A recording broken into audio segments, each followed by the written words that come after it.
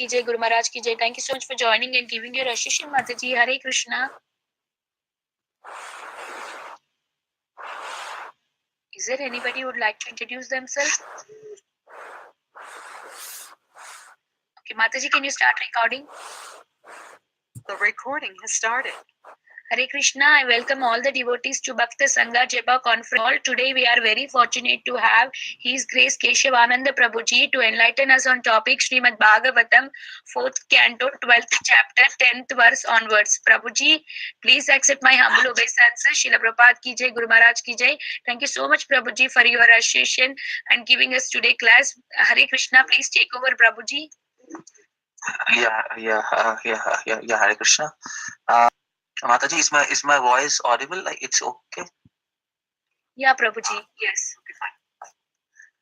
Okay, so thank you for attending this call to all devotees, and I would like to offer Mangalasharan now, and then begin next. Om Namo Bhagavate Vasudevaya. Om Namo Bhagavate Vasudevaya. Om Namo Bhagavate Vasudevaya. This is 4th canto, 12th chapter and 10th verse. And we are reading from Srila Prabhupada.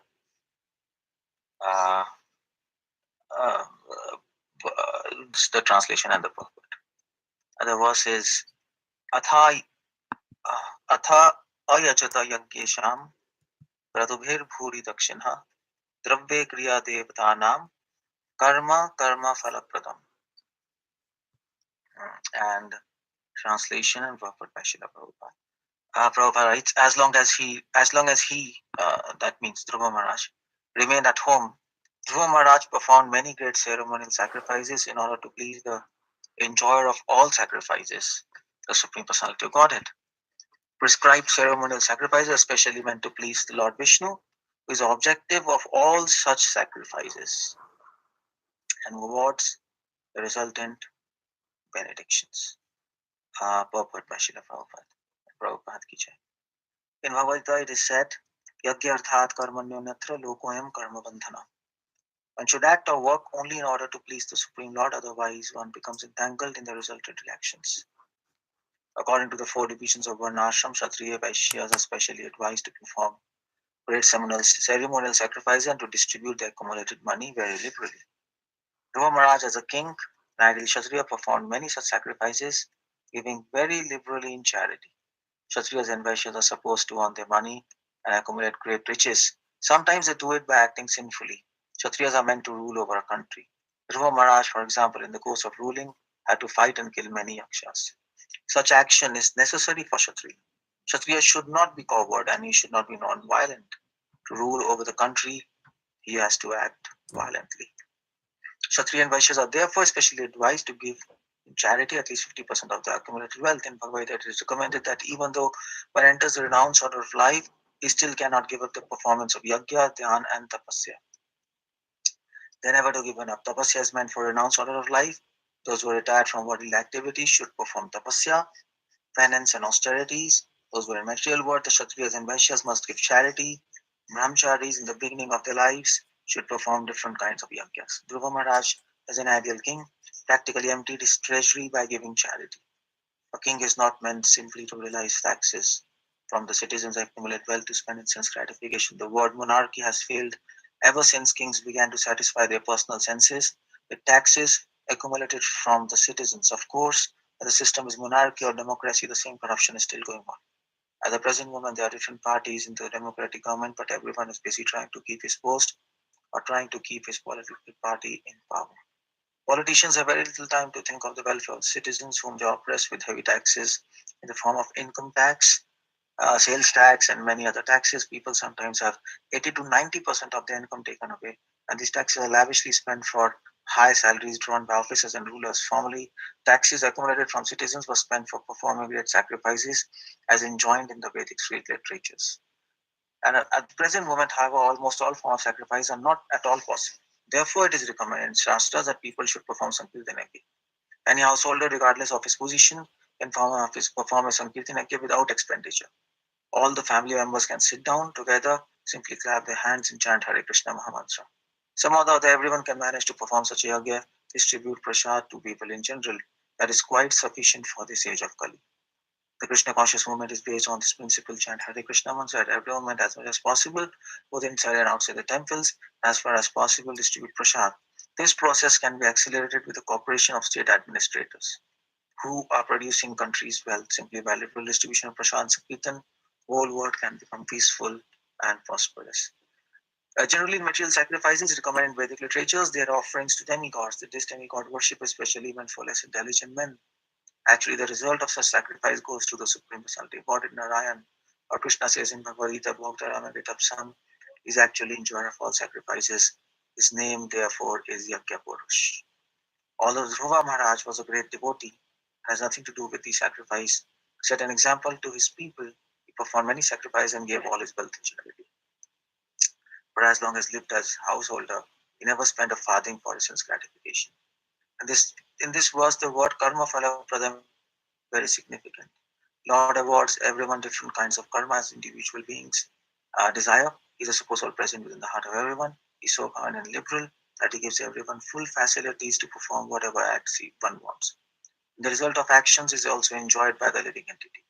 If anyone wants to enjoy or lord it over material nature, Lord gives him full facilities. But he becomes entangled in the resultant actions. Similarly, if anyone wants to engage himself fully in devotional service, Lord gives him full facilities and the devotee enjoys the results. The Lord is therefore known as Karma Phalaprada. There are so many names of Lord: Keshav, Karma Phalaprada. Okay, so I think there ends the purport of Srila Prabhupada. And we'll on this one. Before that, looking for businesses to Srila Prabhupada. Om Gyan Vardasya Gyananjana Shalakaya Chakshu Pamilitam Yena Tasmai Namo Vishnu Padaya Krishna Prishta Vidale Srimate Bhakti Vedanta Swaminiti Namah Namaste Saraswati Devi Gaurvani Pracharya Nirvishesh Shunyavadi Paschadeshtar Srila Prabhupada Ki Jai. So, interesting verse because there's so many points in this verse. I mean to say, it's full of points. I don't know which point to speak, but let us just unpack this verse slowly, and then we realize the importance of this verse. But anyway, in the context of Dhruva Maharaj, it is said that when Dhruva Maharaj got blessings from Kuber, and what kind of blessings he took, Prabhupada already mentions devotees like Dhruva, they are not interested in any kind of blessings except uh, except uh, except for pure devotion and the blessings that they should always remember Krishna and never forget him. Because they are well aware that the nature of this material world is always trying to make you forget Krishna. It is we are just surrounded by all those things which are designed to make us forget Krishna. That's this material world all about. So it's very difficult to not to get wet if you enter water. It's almost impossible. It's impossible, by the way, not almost. If you enter a swimming pool, if you dive into swimming pool, you will get wet. You cannot come out dry. So that's why if you are in material world, we are always at risk.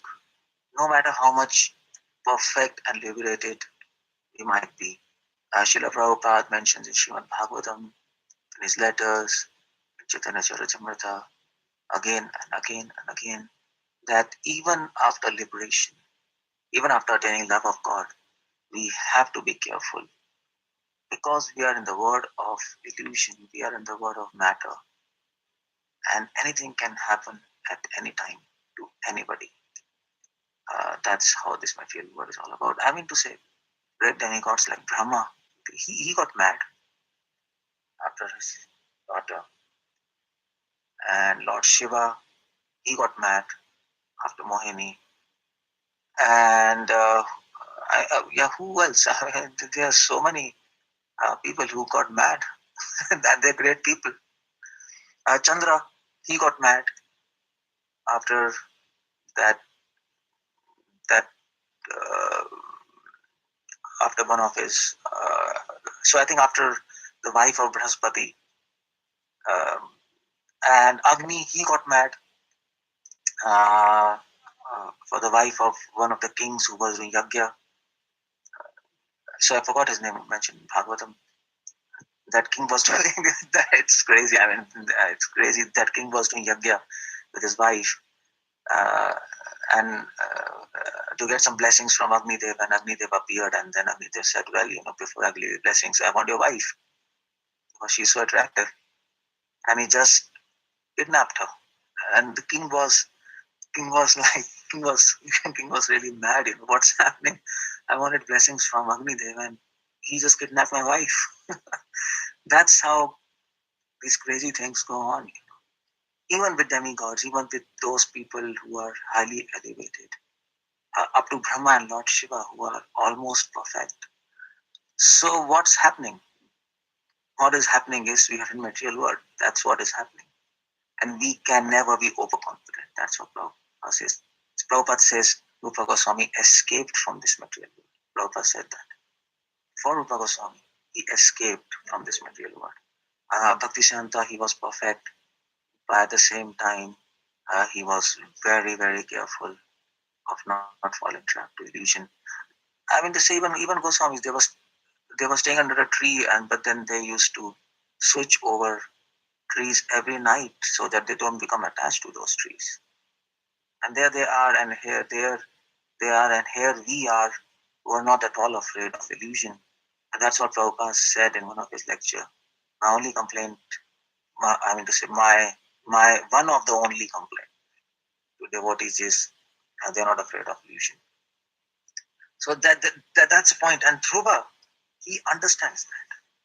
Even after seeing Lord face to face, even after being blessed by Lord, even after being anointed by Lord as a king, I mean to say, Lord said, now you should be a king by my desire. Even after that, Dhruva is careful and he asks for his blessings. My dear Lord Kuber, let me always remember Krishna. Uh, Even if I take birth after birth after birth, that's what I want. Why? Because they are not overconfident. Because they know that you can forget God in this material world. So Dhruva know this. So Dhruva asked these blessings, and then of course he was a king. Um, he came back to his home, uh, and then this verse is atha, and then this verse is thereafter. Atha means thereafter. Atha also means uh, therefore. Athato Brahma Jigyasa. So Atha means from now on.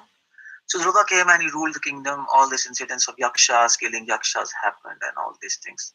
These are big things which happened in his life. Big memorable, big memories. And Dhruva came back, and then and then what he did whole life. That's the point. I mean to say. So three major incidents happened in Dhruva's life. Major incidences which he will always remember. And one was with Suniti and Suruchi. He was kicked off. Another thing was he met Lord face to face and got his kingdom. The third was this encounter with yakshas and killing millions of yakshas and then getting blessings from Kuber. And then what? Then after that, what? What happened to him? So this probably happened in Satyuga. It will come in the verses ahead. Dhruva was ruling in Satyuga, and it seems that Dhruva was ruling at the junction of Satyuga and Treta Yuga uh, because because here is a talk of yagyas. He is doing ceremonial sacrifices. He's doing many ceremonial sacrifices. Prabhupada comments. Prabhupada comments. He actually performed. Many. ceremonial sacrifices. To set an example to his people, he performed many sacrifices and gave wealth in charity.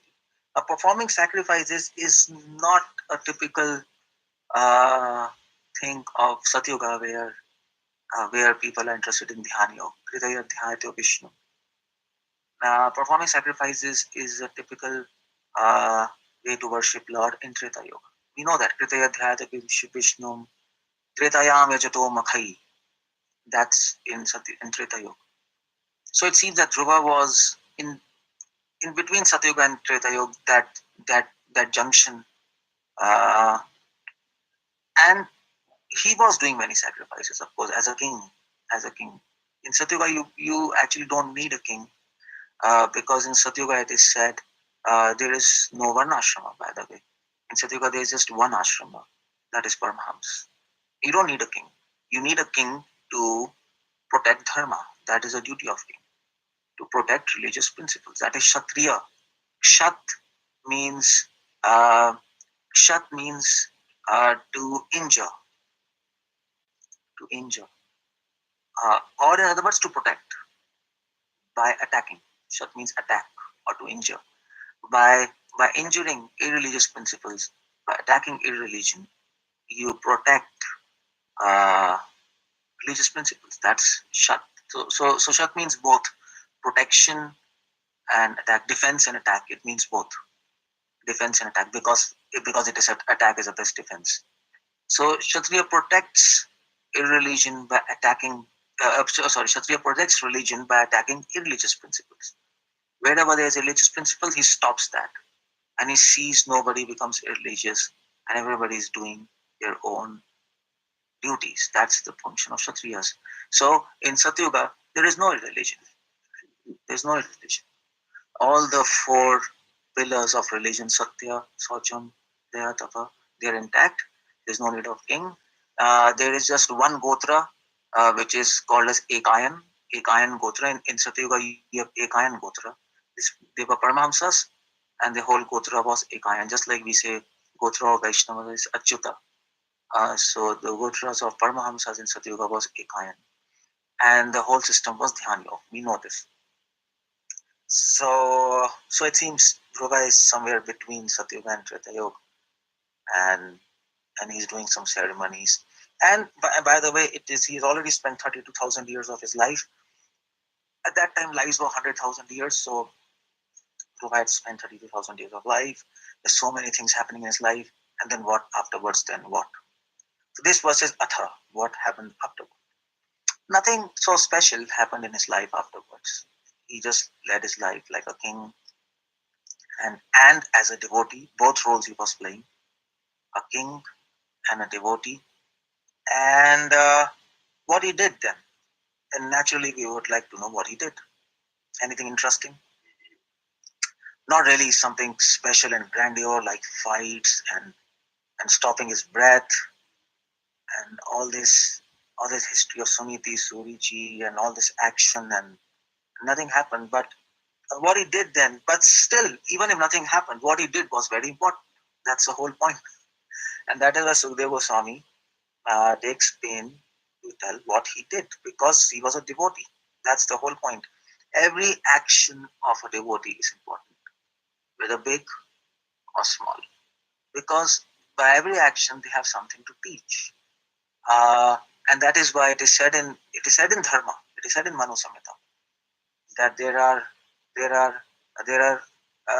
five um, ways to establish dharma. 5 ways to establish dharma. The first is Ved. So Ved Akhilo Molo. There's a verse like that.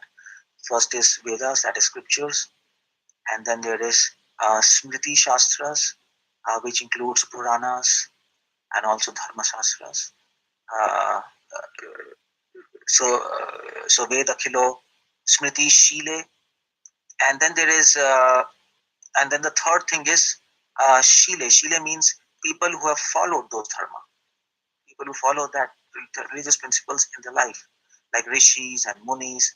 That is Shile, that is Shil, that is their behavior. Um, but but the whole point is, even if you read Vedas and even if you read all Puranas and all Dharma Shastras, all Smritis includes both Purana and Dharma Shastras. Even if you read them, uh, Smriti means basically memory, Smriti or history, and history is there in Puranas and Dharma Shastras. To say Puranas tell us historical incidences, and Dharma Shastras give historical instructions uh, by many rishis. So even if you read Vedas, even if you read whole Smritis, even if you analyze people who have followed those Smritis perfectly, Shile, still you'll not be able to establish religious principles. It is impossible to establish religious principles. Why?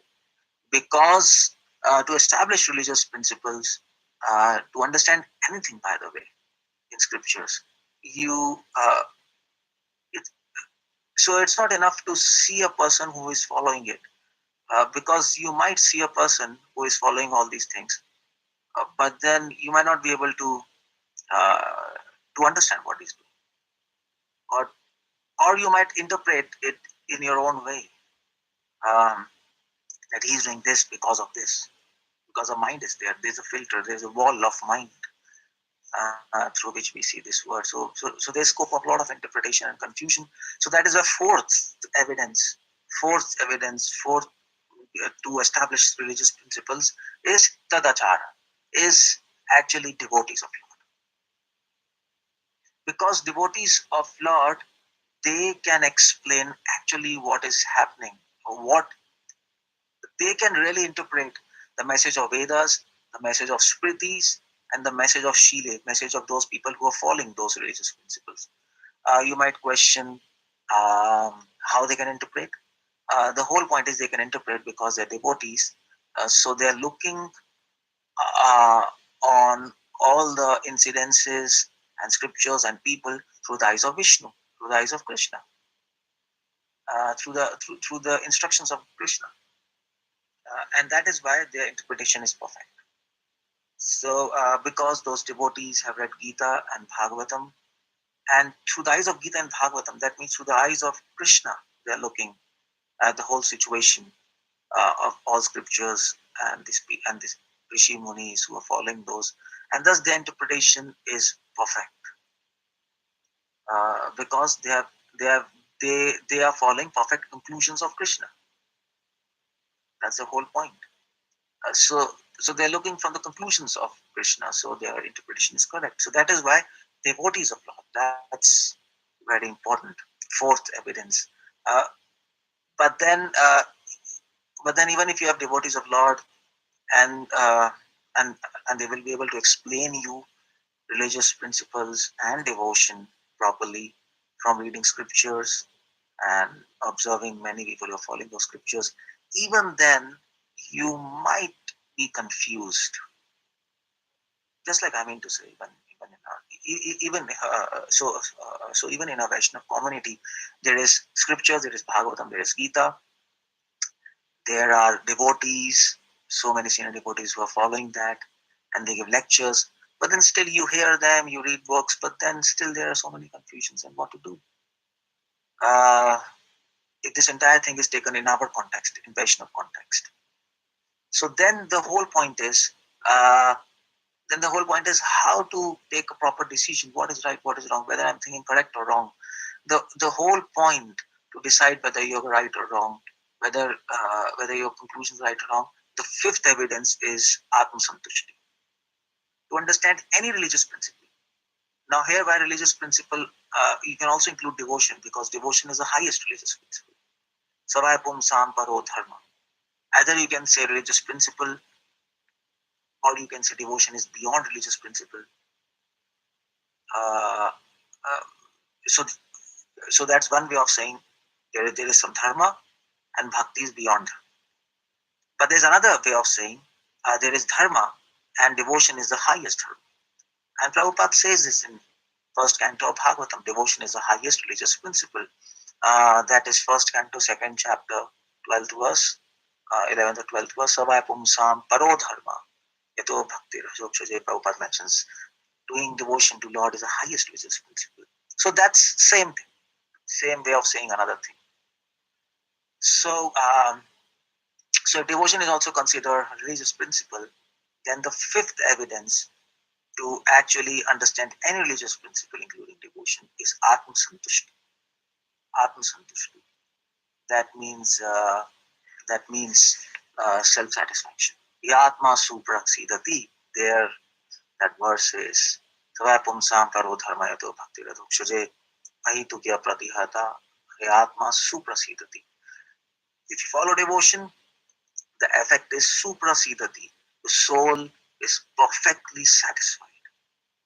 That's what Manu Samhita says, Atma Santushti. That is also required because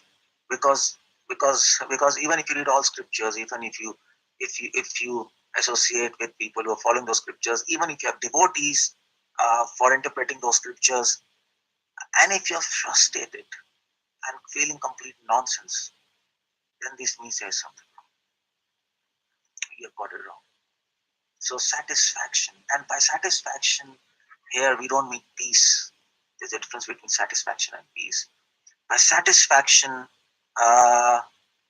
we mean beyond peace. Peace is absence of material desires. That's how we define shanti as. Shanti comes from the word sham. Sham means absence of material desires. Shama, dama, sham means control of mind. Shanti comes from sham tanoti iti shanti. That's shanti. When mind is fully controlled, and controlled mind means the absence of desires. So that kind of mind has peace. So absence of shanti is defined as absence of desires. But satisfaction is beyond that. When your heart is free of desires, in that kind of heart, you can understand spiritual principles or religious principles. And when you understand those religious principles, the value of those religious principles, the value of devotion, and the value of the experience of devotion, then your soul is satisfied. Then your soul is satisfied. So shanti is something negative sense. Absence of material desires gives you shanti. But santushti is in a positive sense, that after attaining peace, when you understand the religious principles or devotional principles, then you get satisfaction. So that's the whole point there. That's the whole point there. There are 5 evidences to understand anything, either dharma or bhakti. That is Vedas. Next is Smritis or scriptures or Puranas and Dharma Shastras. And third is Shile, people who follow those religious principles, religious conducts. Fifth is devotees of Lord. Tad Achara, devotees of Lord, who can actually really interpret the behavior, instructions, and the history. And fifth is satisfaction of soul. That comes by experience of those religious principles, true experience. So these are the 5 things. So that is why, and the most important thing here is devotees, not self-satisfaction, because there's a devotees and experience both, but devotees are most important thing. That's Mahaprabhu says, how do you understand devotion? Chaitanya Mahaprabhu says, Madhven Puri je acharan kaila sahi dharmsar. Mahaprabhu says, whatever Madhven Puri is doing, that is dharma. Dharma sthapana hetu sadhura vivah. How do you establish dharma? How do you establish religious principles? How do you establish param dharma? How do you establish devotional principles? Sadhura vivah, dharma sthapan hetu. The cause of establishing dharma is sadhu vivah, is the behavior of a devotee. The behavior includes his actions and his speech. By devotees we can understand. There's no other way. There's no other way. That is why scripture says sadhu sang sar shastra koi. So and that's why Sukadeva Goswami says Atha.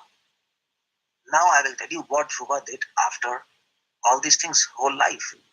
Well, you might say Dhruva spent his life as a king and as a devotee, but no problem. Whatever he did, that is dharma. Whatever he did, that is the bottom line. That's what we are supposed to do and learn from that. That will be the ultimate conclusion.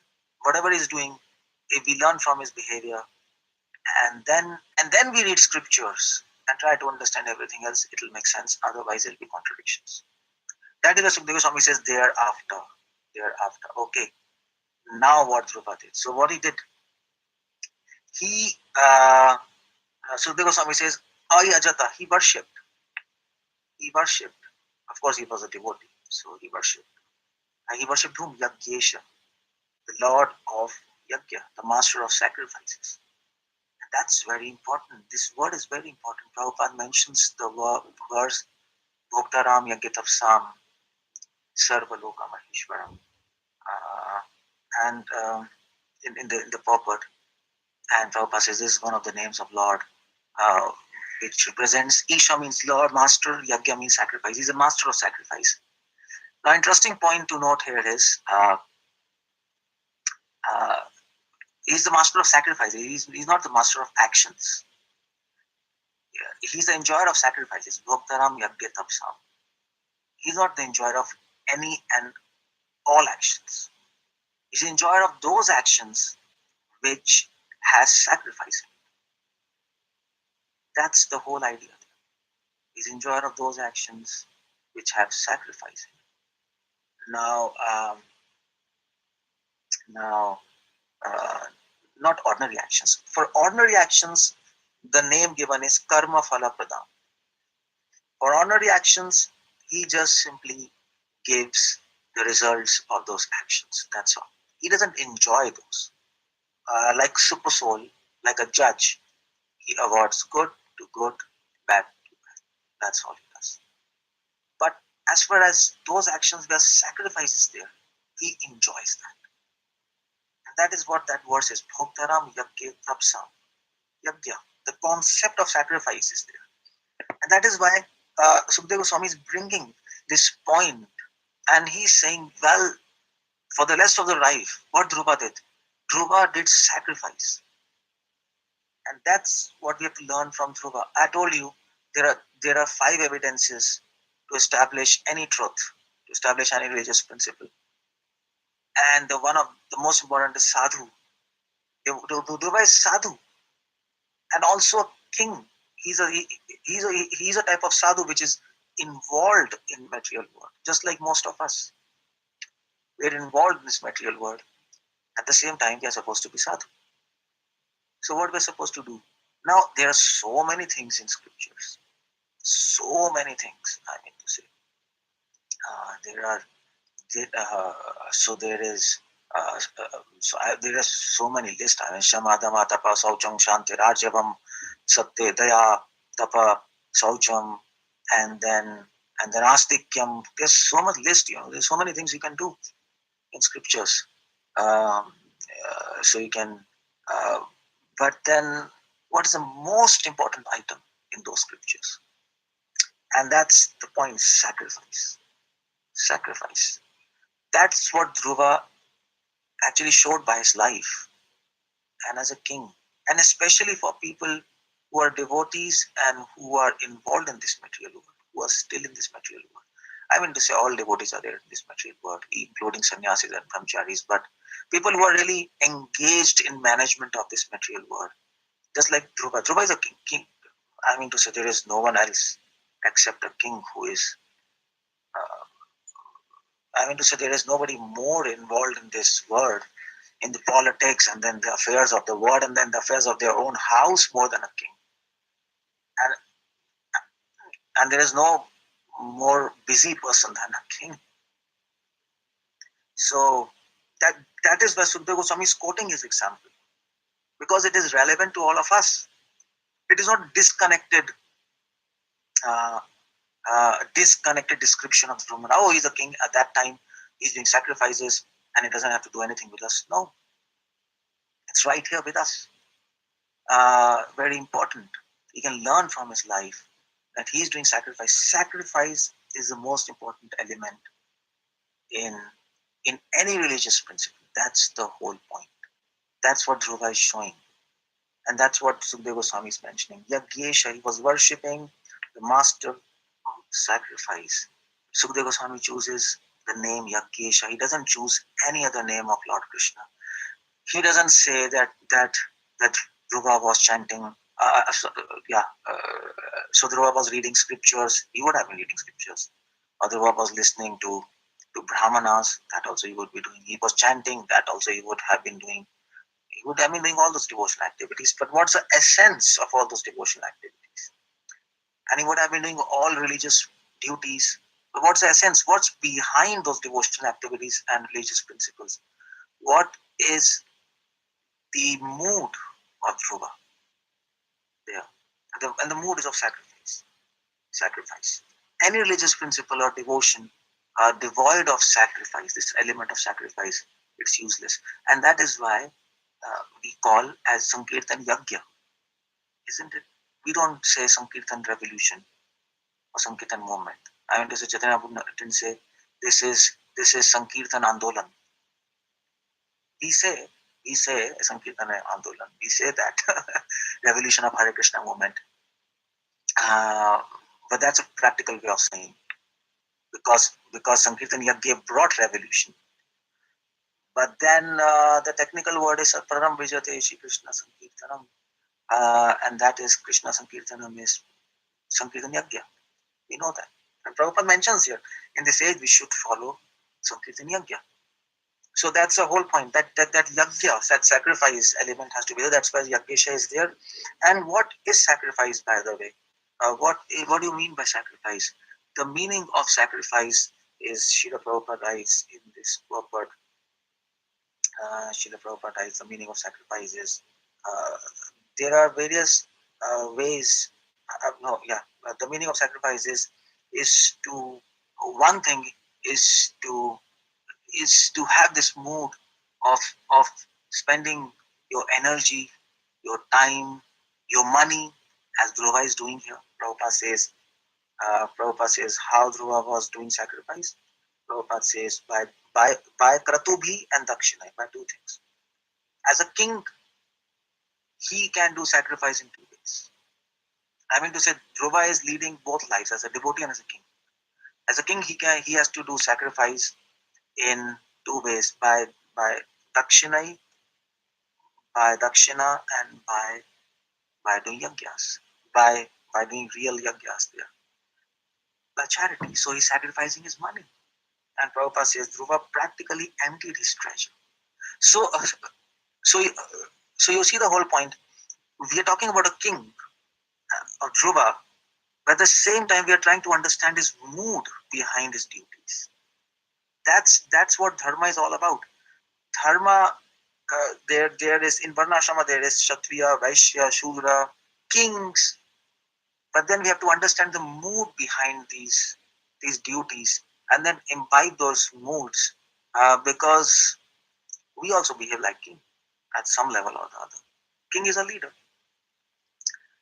And we also behave like a leader. Temple president, temple managers, as a husband, leader of the family, or as a Sankirtan leader, or as a congregation leader. We are all leaders. And how to lead? We have to learn from Dhruva. He's a king. He's a leader. King means leader of all people. And leader means, leading small group of people. That's all. That's the whole point. King means the leader of whole country. That's the name. King, that's all. There's no difference. So we're all leaders. So what he's doing, what is his mentality behind all his actions? That if you can catch, then you can learn from him. Otherwise, this will look like an incidence. What Dhruva was doing at that time, yagyas, and now we have to do chanting. So okay, fine. And Prabhupada makes that point, by the way, in the purport, because now in Satyuga, in Kali Yuga, big sacrificial ceremonies are not possible. So that's why we are doing Sankirtan Gate. So very practical point. But then Prabhupada also brings the point of Uttananadi Tapsa. And Prabhupada brings a point of, Prabhupada also brings other points of mentality of Dhruva, and he says, yes, charity, that's one thing. So Dhruva sacrificed his money, he practically emptied his treasury, and that is sacrifice. And that is why here comes Dravya, Kriya, and Devtana. Dhruva was doing sacrifice by three things: by Dravya, by money. Dravya means money, money or paraphernalia. Dhruva was doing, he was collecting taxes and then spending it. By Kriya, by actions, and by Devtana. Devtana means demigods. Here it means, I mean to say here it means um, by, uh, so Prabhupada mentions ideally in Veda sacrifices I am towards demigods, but Dhruva was not doing towards demigods. Dhruva was doing for Vishnu. So, so the whole point is for Yagyo by Vishnu, if you do sacrifice for Vishnu, the most important element you need is to sacrifice your mind, to sacrifice your emotions and thoughts. That's the whole point. So Dhruva was sacrificing money, his actions, and his feelings. Devtana means feelings because uh, uh, here it refers to demigods, which are which. So one of the interpretation is uh, so when yajna is done according to Vedic method. So so just like Bharat Maharaj, it is mentioned in Bhagavatham. So Bharat Maharaj, he was doing yajnas according to Vedic method because he was also a long time back, and at that time society was heavily Vedic culture, and everybody was doing yajnas, and I mean to say, if king doesn't do, then he will look stupid, and people will say, what happened? And then nobody is going to do any duties. And then how king will protect religious principles? How king will inspire everybody to do their respective duties according to Vedas? So they were doing yajna, but at the same time, king was teaching them how to do yajna to satisfy Vishnu. So Bharat Maharaj, he was doing yajnas. Of course, in Vedic yajnas, you have to take names of demigods. That's the system. The suktas are Agni Sukta, Varun Sukta, Indra Sukta. At the same time, it is mentioned in Bhagavatam when they were doing yajnas, they were chanting the names of demigods, they were offering oblations to Indra, Agni, Vayu, Varun, as those suktas are there in Vedas. At the same time, in their heart, Bharat and Dhruva knew that although they are chanting the names of demigods, these demigods, the the power which these demigods are getting, they're getting from Vishnu. So ultimately, they are not praising Indra, but they are praising Vishnu because Indra is Indra because of Vishnu. So if you glorify Indra, it's actually glorifying Vishnu. Just like if you glorify a painting, you're glorifying a painter because the glory of the painting lies in the painter. So if you're glorifying demigods like Indra, Vayu, Indra is so great, Vayu is so great, Agni is so great by his power and effulgence. So from where the power and effulgence coming from Vishnu. So the Vishnu made them so powerful beings. So how powerful and glorious Vishnu will be. And that's their whole mentality. So although in the Vedic hymns you will not find the name of Vishnu when Vedic yajnas are done, but when Vaishnavas are doing yajna, so Dhruva is also teaching how to do yajnas by the way. Yagyesham, Dhruva is teaching how to do yajnas to people in general. Yes, you have to do yajnas, but then, and I mean to say, he had to do yajnas. Prabhupada says there was no need for him to do yajnas. So yajna in a very practical sense of making fire and then putting ghee and chanting Vedic mantras. He could have simply chanted Hare Krishna at that time also. He was a devotee. And he had already seen God face to face. So what he needs to do? But at the same time, he's showing that, well, because people are doing yajna, so to teach them how to do it. So although the names of demigods and demigods are praised while chanting yajnas. That Indra is praised, Agni is praised. How to do is by understanding that Vishnu has created these powerful beings. So how beautiful Vishnu will be and how praiseworthy he is. So we are glorifying Vishnu. Yeah, we are glorifying these demigods as limbs of Vishnu. So we are glorifying Vishnu. That's the whole point. So if you glorify the leg of a person, then you're glorifying that person, isn't it? So if you glorify his face, you're glorifying him. And that's the whole point. So demigods are like limbs of Vishnu. Indra is like hand, and sun and moon are like eyes. So you're glorifying Vishnu. That's the whole point. Yagya Purush. That is why this is Yagya Isham. He was worshipping Yagya Isham. And there's another word, Yagya Purush. He is worshipping Yagya Purush. So Dhruva is teaching people in general how to do sacrifice. That's one thing as a king, which anyway it was his religious duty. And the second thing, he's teaching how to do sacrifice. So he's teaching, well, give everything. Give sacrifice means give everything. Serve the Lord by sacrificing your money in his service, sacrificing your dravya, money, and all your possessions, by sacrificing your kriya, all your actions, and devtanam, by sacrificing all your emotions and feelings in the service of Lord. Serve your Lord in all respects, in all ways, at all times. Be cautious. That's what he's showing. That is dakshina. Dakshina, he's giving charity. He's giving charity to God. That's what Mahabharata says. The best charity is charity given to God, or charity given to promote God's mission, God's service in this material. That's a good charity. And Prabhupada brings a point so we learn that from Dhruva, and then we apply that principle in this age. So in this age, we don't need to do big sacrificial fire sacrifices. That's you can't do. I mean to say, it's not. So you cannot even do it. So anyway, the homes are so small and there's no place to do it, first of all. And at the same time, there's no need also, because there's so much chaos. Vedic culture is already destroyed. Nobody will understand what you're doing. So in fact, they will criticize you for doing this. So best Prabhupada says, okay. So now you do sacrifice, chanting Hare Krishna. And charity. What kind of charity? Distribute prasad. To all. That's the kind of charity we have to do. But at the same time, we have to understand, I mean to say, we have to go deeper. Why to do these things? That's the whole point. Why? To actually, why Dhruva is doing these things? To actually help people in general. Dhruva is doing these things to help people in general. That's what his idea was. And that is sacrifice. That is sacrifice. So it was not just for himself, it was for others also. And so he was sacrificing. And Prabhupada brings this point. He was not doing sense gratification. Prabhupada brings this point. So we're distributing prasad to help people with this, chanting Hare Krishna for ourselves and to make ourselves pure, to help others to become pure. And then the whole mood of sacrifice is there. And then whatever else we can do to the best possible capacity, we should try to do, like Dhruva. Whole life. That's why it says Atha.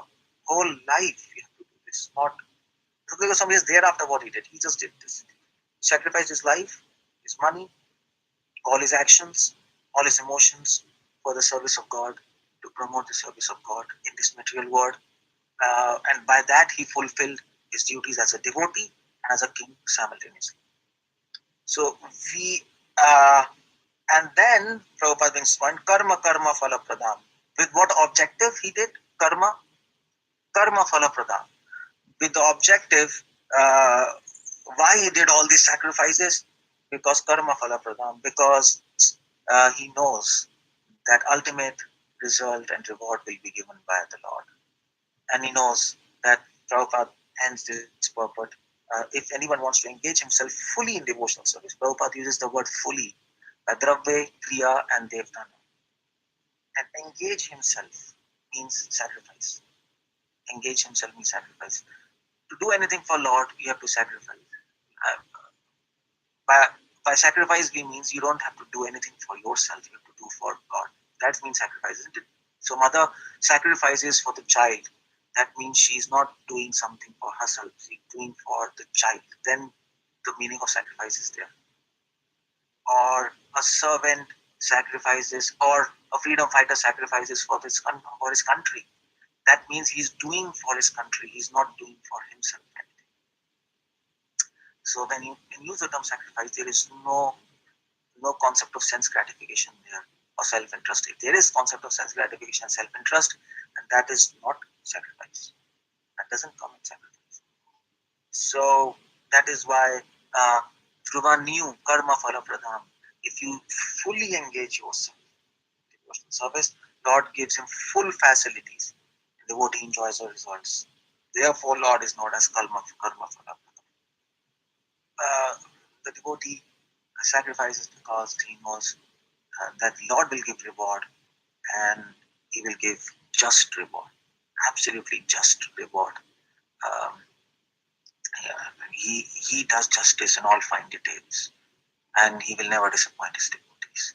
So he will fulfill all the desires of his devotees. And the number one desire of the devotee of Dhruva is to benefit people of this world, to help them realize what is devotion through his duty as a king, and through his service as a devotee.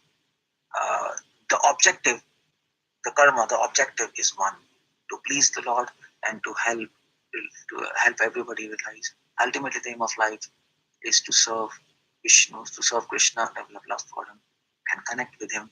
And how? By sacrificing. That's the whole point. Sacrificing. So that's why.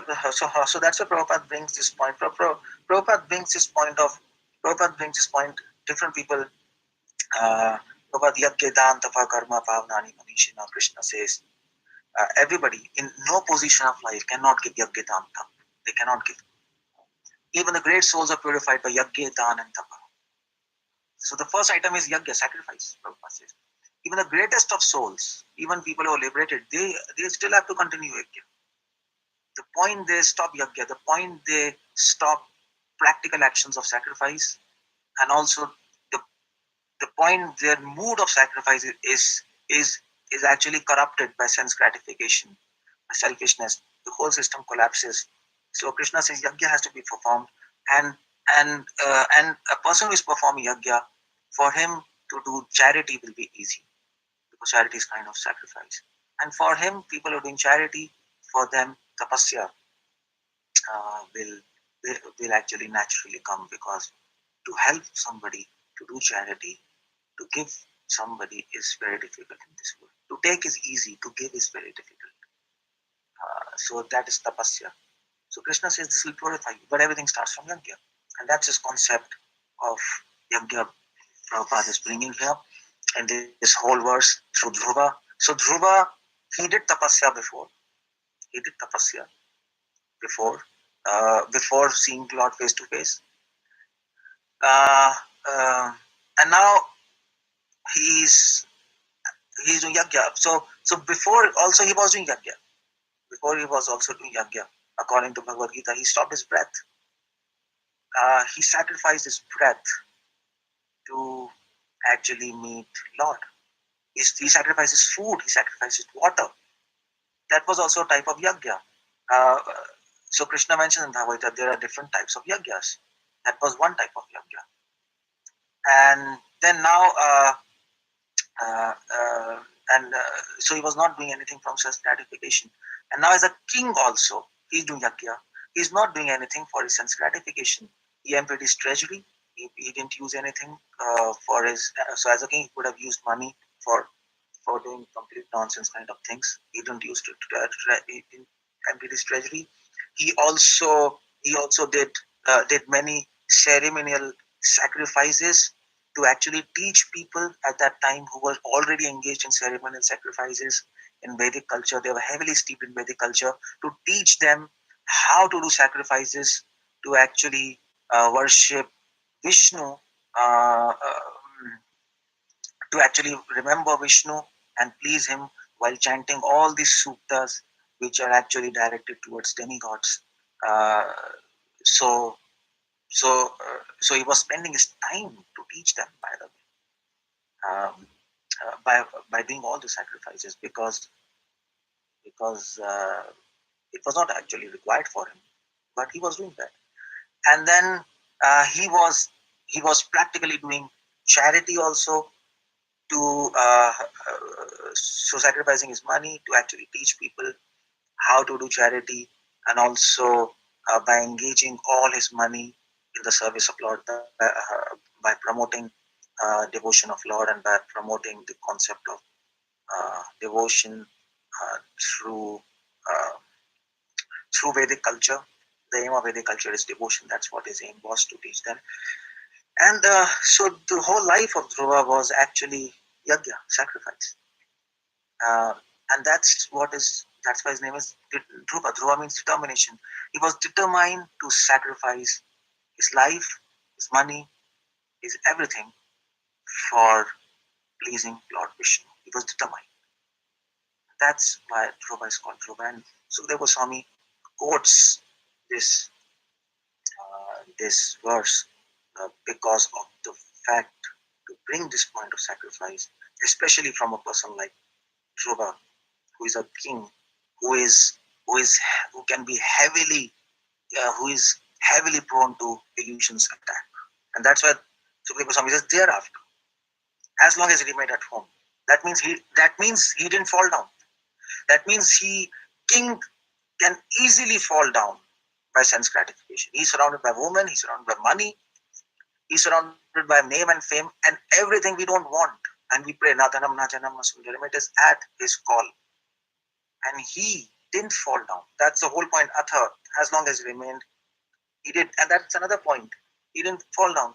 Uh, there was a risk, but he didn't. Why he didn't fall down? Because the strength he had is sacrifice. He was practically sacrifice for people, for Vishnu, and along with that, he had a mood of sacrificing, which actually made all his actions glorified, which made all his actions pleasing in the eyes of Lord Vishnu, because those actions were not mere actions which the king was doing, ceremonies and charity.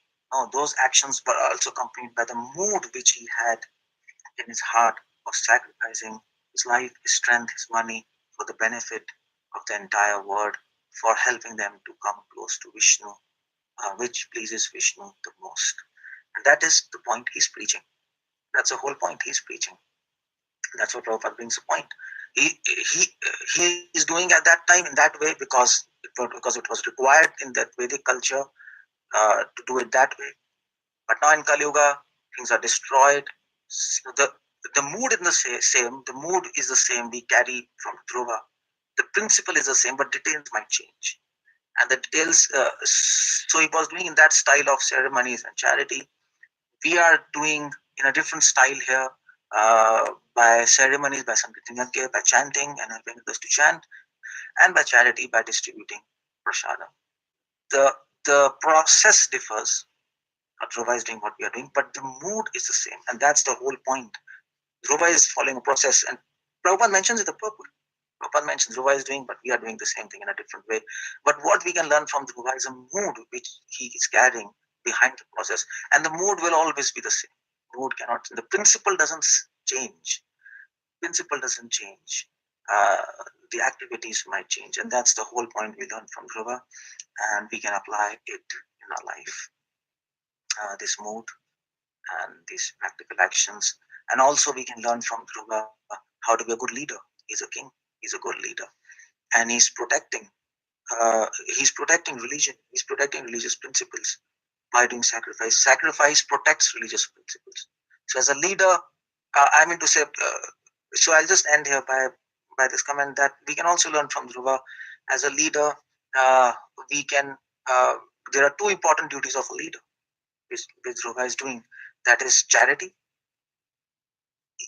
So if you are your temple president, temple commander, you are leader of a small congregation group, use your money to actually help those people who are under you. Use your money. Don't keep money with you. Use it. Don't store it. Use it. The more you use, the more it will come. Use your money. Use your money on them. Don't use that money on yourself. Never do that. Dhruva is not doing that. And it's not the point of money. Use whole your so as a leader, use your feelings, emotions. A king's duty, Dhruva, is also looking after his subjects. As a leader, you have to look after our people like father looks after son. So emotionally, you have to support them. That's the whole point. Dakshina, that sacrifice you have to do. You have to sacrifice your time and emotions for them to actually support their emotions. And the second thing is sacrifice. Dhruva was doing practical sacrifices. So what we are supposed to do as a leader?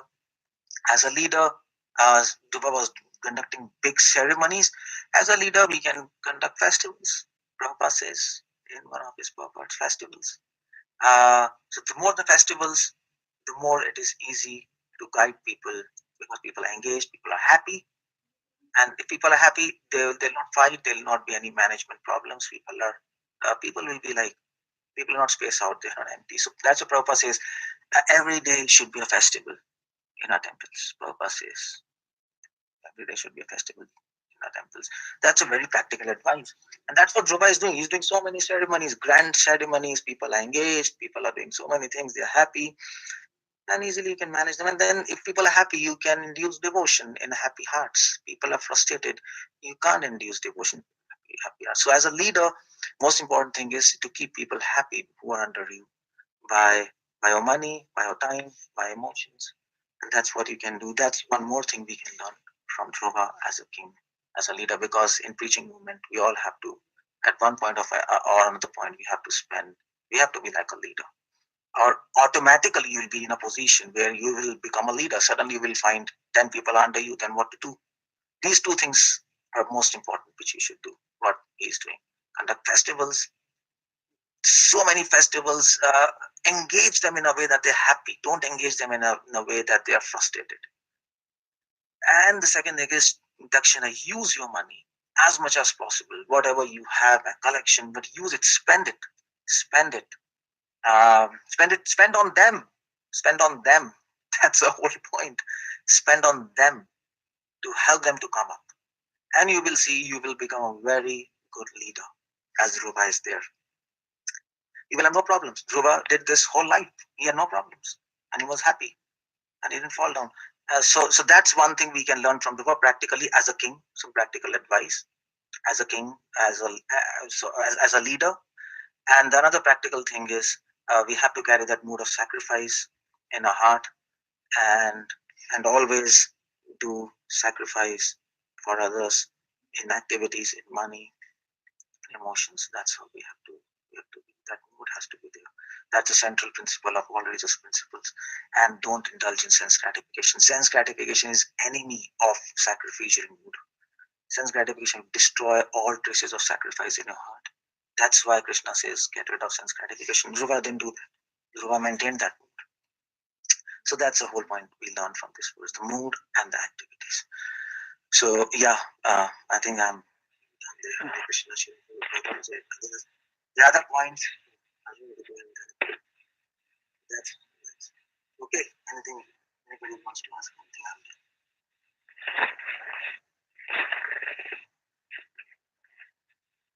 Hare Krishna.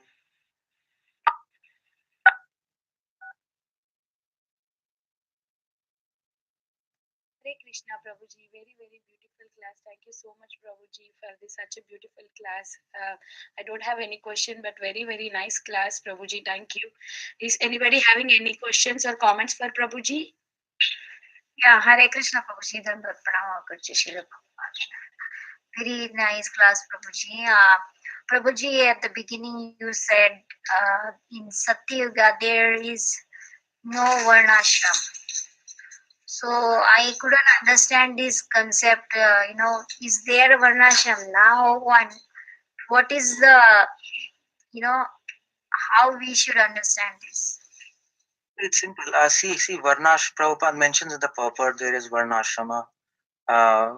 So there is Varna and Ashrama, there is Kshatriya, Vaishya, Shudra, Brahmana, then there is Ashrama, Brahmacharya, Grihastha, and then Vanprastha and Sannyasi. So there is division of labor. That's the whole point, according to qualities. Now the whole point is why there is division of labor, because people aren't working in different modes. Some people are in mode of ignorance. They are doing mostly a work of Shudras and Vaishyas. People are in mode of passion. They are doing work of Vaishyas and Kshatriyas. People are in mode of goodness. They are doing work of a Brahmana, because people are working in different modes. And so there is one ashram. And so in fact, uh, and also when a child is born, he is totally ignorant. So he has to be a brahmachari, learn under guru. Then he grows, and then he goes in household life, becomes grasta, and by becoming a householder, he learns. So he gets a sense of responsibility, and then he takes vanprasth. So in vanprasth, he leaves the house, and then with the sense of responsibility, uh, when he understands and recollects the knowledge which he has learned in brahmachari life, and then tries to assimilate it, then that knowledge converts into wisdom. Because knowledge without sense of responsibility, it's useless. I mean to say, if you're a freak, and if you don't have any sense of responsibility, and you're doing whatever you want at whatever and at whatever time, whatever knowledge you have, it's useless. It's like child, he learns something and no responsibility. He doesn't learn anything. So one prastha, you go deeper into wisdom, and then you get sannyas. Then you're realized, and then you go and preach and distribute. So that's the whole point. Now, what happens in Satya Yoga people are not in modes. Everybody's born as Paramahamsa. They're beyond mode of goodness, by the way, in Satya Yoga. So the whole point is they are perfect from right from the beginning. So you don't need any Shudra, Vaishya, Brahmana. There's nothing like that. They're Paramahamsas. They're born. They just walk out, and they are in meditation. That's all. They're born and they're in meditation. That's all. That's all Satyuga. And there is no need of ashrama. There's no need of brahmacharya ashram, no need of training. They are perfect from beginning. There is no need of grasta life, because they don't need it. Even females are perfect. So they're doing their meditation, whatever. They don't need it. So but uh, but uh, by that time, males and females used to come together to produce progeny for the service of Lord, so that more souls are born, and they perfect their life and go back to material. But so there was no system of marriage, but male and female stayed together just by mutual contract. Okay, let's stay together, let's produce kids for the service of Vishnu. That's all. So there was no system of marriage, and then no one plus no sannyas, nothing like that. Everybody's like that. So the system of marriage. So when Treta Yuga started, one of the limbs of dharma got destroyed. We know that one of the limbs of that bull dharma got destroyed, and then started modes, passionate, and setting influenced by modes. And when they will unite, male and female unite, when they're in modes, their child will also be born. They will not be a pure soul. So they'll be studied in passion and goodness. And then when the child is born in ignorance, he doesn't know anything. He's no realizations. He's just a bunch of flesh. So what to do with that child? So then you need varnas. You need brahmachari, ashram, gurukul, and then you need grasta, because he's in ignorance. So it's very difficult to bring him up to the mode of goodness very quickly. So he had to pass through grasta, is to learn what is responsibility, come in mode of goodness, and then needs to go one plus sannyas. So varnashrama system was installed automatically, scientific system to manage society and to elevate them slowly to perfection of life. And that is why one of the rishi uh, uh, who comes in Mahabharata, he saw this problem and he instituted varnashrama system. He did that. I think I forgot his name actually, that rishi's name in Mahabharata. I forgot. He installed the system of actually marriage.